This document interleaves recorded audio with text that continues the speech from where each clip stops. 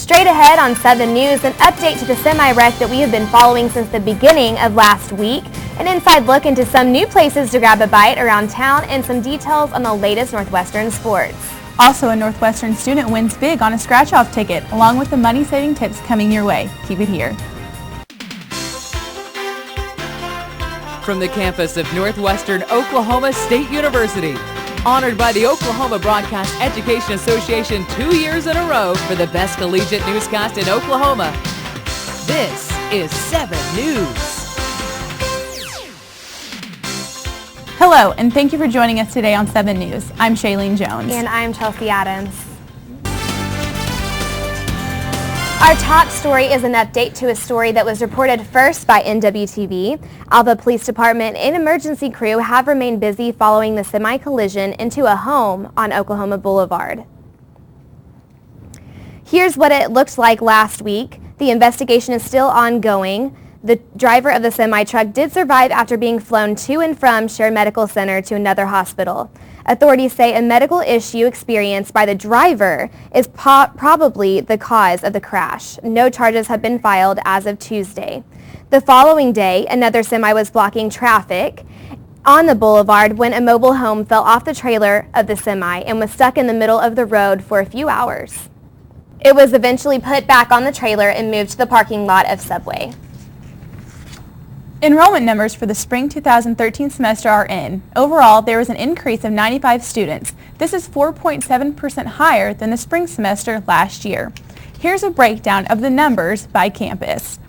Alva saw the biggest jump with an increase of 60 students. Enid has a total of 303 students, and Woodward has nearly total of 250 students. Other locations, including the University Center at Ponca City, and students enrolled in concurrent courses increased to 173. Total enrollment for the current spring semester is 2,138 students. University President Dr. Janet Cunningham says she found the increase a testament to Northwestern's strategy of combining a quality academic experience with extraordinary value. We told you that Northwestern was getting a new fraternity. This past Sunday, the Kappa Sigma fraternity had their colony kickoff with national representatives and also elected officers. The day started off with a welcoming breakfast hosted by Alpha Sigma Alpha. So congratulations and welcome.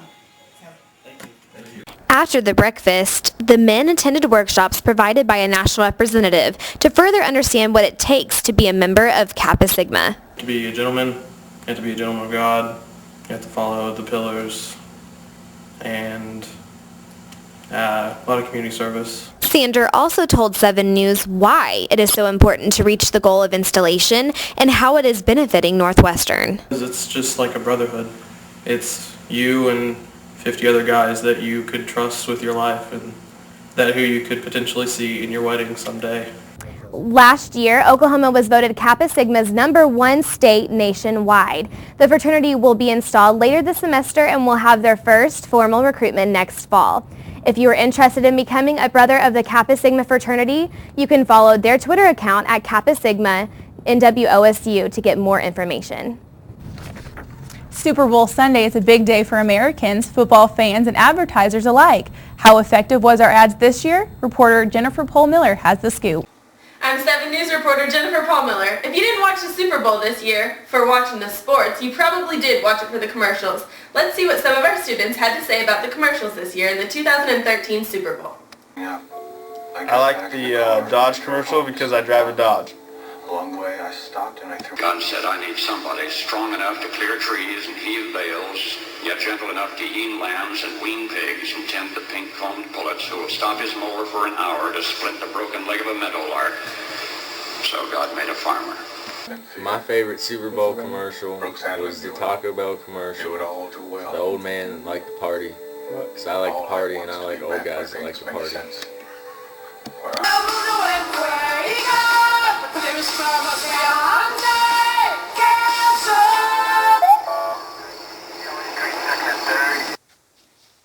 An estimated 113 million viewers tuned in to watch this year's Super Bowl, and not all of them were Ravens or 49ers fans.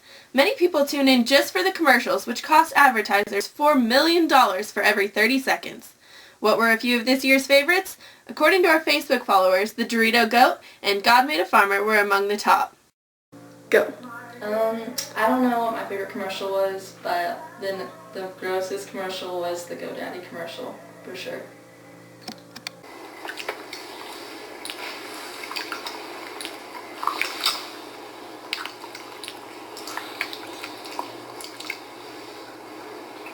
Get your domain and website at GoDaddy.com. There were a wide range of commercial styles, some of them being very touching stories and other being just plain funny. But overall, I'd say our advertisers definitely reached us with this year's Super Bowl ads. Thank you very much. Now back to you guys in the studio. Thanks, Jennifer. If most of you don't know, the Ravens ended up winning the Super Bowl 34-31. Your opportunity to donate blood is once again coming to Alva campus. The Oklahoma Blood Institute will be on campus February 11th and 12th for the spring semester blood drive. You can sign up from 9 in the morning to 4 in the afternoon to donate or to stop by during your free time. Donors are reminded to eat a good breakfast before giving blood. A medieval fair is coming soon to Northwestern's campus. NWTV interviewed senior Leah Birchville about the details. The medieval fair will be on April the 12th, which is a Friday.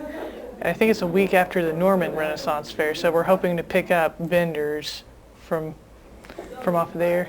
And I think it got started because Dr. Hall herself goes to a lot of Ren fairs, and she was sad and disappointed that we didn't have more in this area, so she decided to do it herself. I know she's booked a belly dancing group, and we do have a harpist coming to play music for us. And all of her classes are required to do some kind of performance. Since I'm in her World Lit and her Shakespeare class, I have to do it twice. And I've also gotten myself into trouble because now I'm in charge of costumes. We're getting costumes from the theater department, from the Shakespeare in the Park people, from Enid, and there's Rennie here in town who's loaning us some costumes. It should at least look good. It sounds lame, but the chance to dress up, it's like Halloween's in between. More information about the fair is available on Northwest Oklahoma Medieval and Renaissance Fair Facebook page, along with NWOSU.edu/medieval-fair. A former Northwestern professor has died. Dr. Jack Carmichael was laid to rest this past Monday. Dr. Carmichael worked for Northwestern as a professor and was a department and division chair from 1963 until 1992. He is survived by his wife, Yvonne Carmichael, one son and 2 daughters. Dr. Carmichael was 79 years old. A Northwestern student wins big with a scratch-off ticket. Alva local Dalton Mahoney was with his mom and uncle last week when his uncle bought him a $5 fantasy blackjack scratch-off ticket at the Jiffy Trip in Carmen, Oklahoma, that ended up being worth $50,000. Mahoney told 7 News he thought his family was playing some sort of trick on him, and it took a while to realize that it was in fact a real ticket. After taxes, Mahoney walked away with $35,000, and he says while he would have enjoyed taking a vacation with the money, he decided to listen to his mom and pay off medical bills, and he is now both happy and relieved to be debt-free. Alva residents Kingston and Rupel Christian are ready to open their Hotel Comfort Inn and Suites under the franchise of Choices Hotel International. The construction started at the end of November 2011. The hotel has 60 rooms with 100 beds, fitness center, indoor swimming pool, and serves a hot breakfast.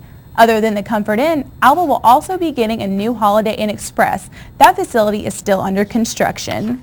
In news around Oklahoma today, the legislative session began earlier this week. Monday, February 4th, the 54th session convened at noon with a joint session in the House chamber. Governor Mary Fallin presented the State of the State address. She discussed details of her renewed call for a cut to the state's top personal income tax rate, which is currently at 5.25%. She also addressed the need to repair and update the state capitol and reduce the size of state governments.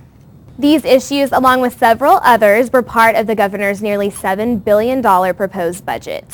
Sick of eating at the same old places? Well, you're not alone. But we have good news. Keep it here. More details on a local restaurant putting a new spin on their menu. We'll be back.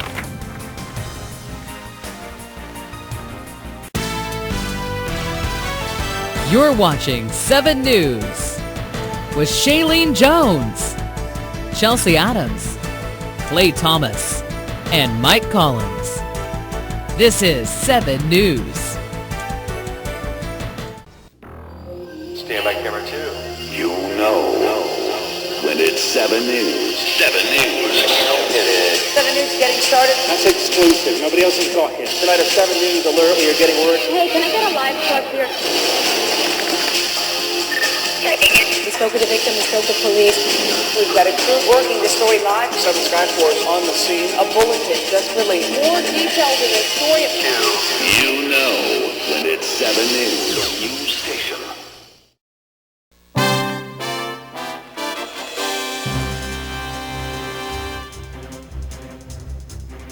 There is now a new place to eat in Alva's downtown square area. Reporter Gabriela Hernandez has a scoop on the new dinner spot that's getting people talking.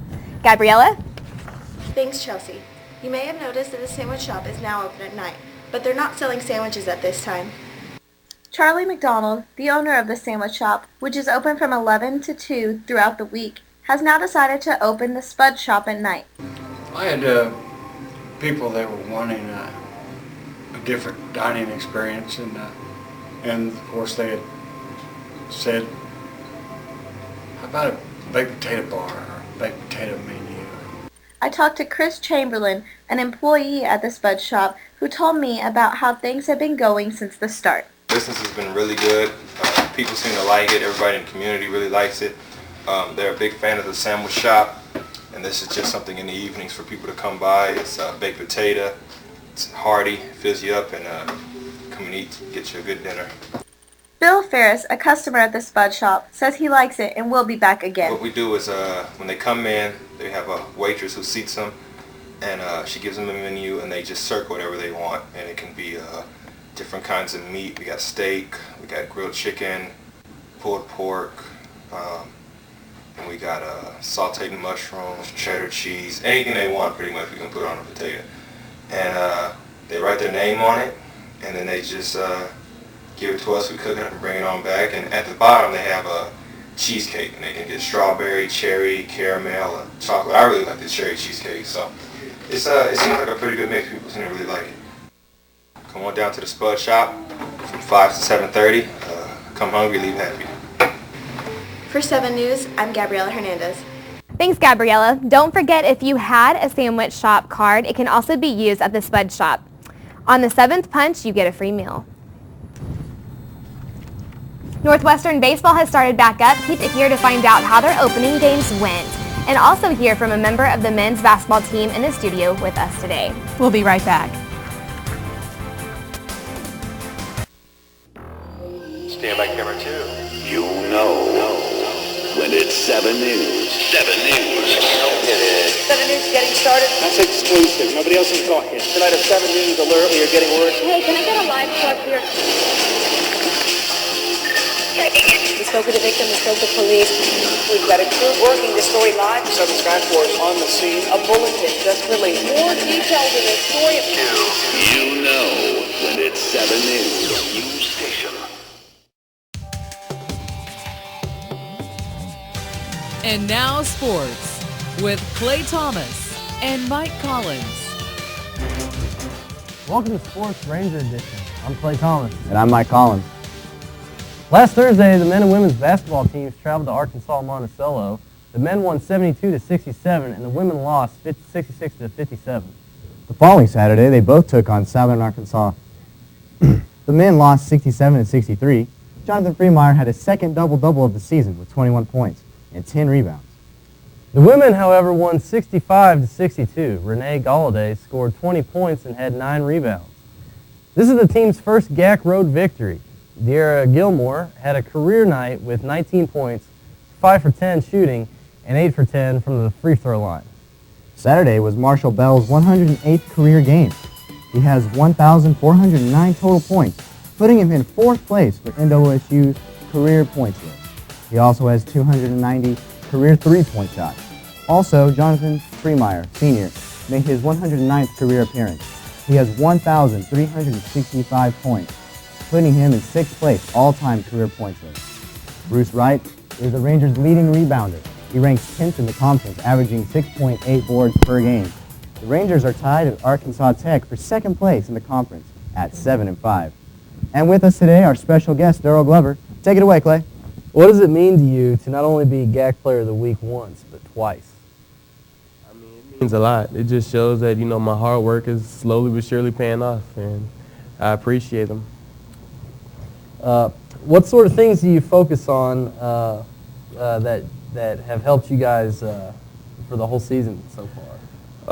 I pretty much try to get everyone involved, and in doing that, I find myself getting opportunities to score. Like I pass it to Free, Marshall, and then everyone's expecting me to pass it again, then I have a lane to the basket. So, it's pretty easy out there when you have, dynamic scorers like them, and then, Bruce and Easy, just a really good team, so it makes it easy for me. Okay. What are your main goals for the remaining half of your senior season? Just to win conference. I want to finish on top. Okay. And I think we all want to know, how excited is the team for the Harding game Thursday? We're really excited. This is the #1 team in the conference, and we're tied for second. So, we're going to give it all. Okay. I believe we're hopefully going to pull this through. It's a big game. Good luck with that. Appreciate it. All right, back to you, Mikey. Thanks, Clay. Appreciate you. Now on to the women's side of the court. The Lady Rangers have only allowed 59.8 points per game in this conference play, which is second lowest in the league. Their defense keeps them on the ball games. Don't forget, both men and women are taking on Harding this Thursday for the big whiteout game. Women play at 5:30, men at 7:30. Harding's men's basketball team is leading the GAC, so it looks to be a very exciting game. The first 700 fans will receive free t-shirts. In other news, Rangers baseball took on Hudson Tillotson this weekend in a 4-game series. In Game 1, Jason Martin struck out 14 batters in 7 innings, which tied Northwestern's single-game strikeout record. He allowed 3 hits, 1 unearned run, and 1 walk. Trevor Long also had the season's first home run in the Rangers' 7-1 win. In our Game 2, our very own Clay Thomas pitched 6 innings, winning 9-1. He also allowed just 1 run and had a shutout going into the 6th inning. Daniel Bolanos was 3-3 with 2 runs, 4 RBIs, and homered at the top of the 5th.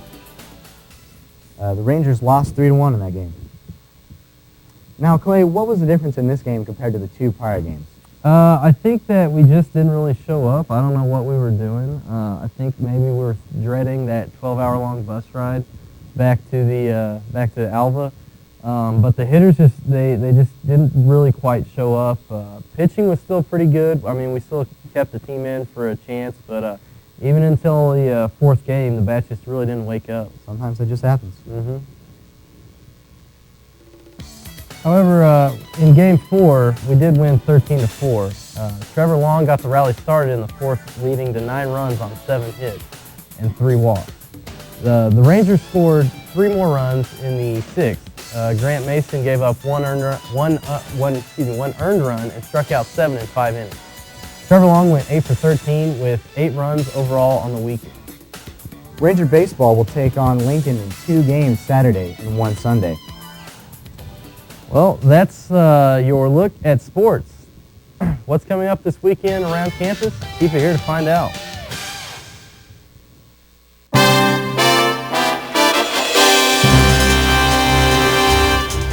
Welcome back. We just want to remind you again about the blood drive next week, February 11th and 12th.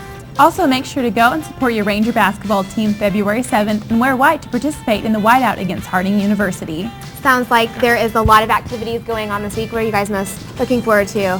I'm looking forward to Spirit Week, Just want to get out there and want to support the team. I'm actually looking forward to the Harding basketball game. I want to see our boys whoop up on Harding and go out there and try to win a conference championship. That's exciting. That is a good point. I'm actually going to have to agree with you on that. I'm really excited about the basketball game. So. Well, there's baseball. I'll just throw it out there, Come out and support us on Saturday and Sunday. But just go get your free t-shirt on Thursday night, right? Oh, yeah. Okay. All right. Well, that's going to do it for us this week. As always, we want you to check out our Facebook page at NWTV7. We'll see you next time.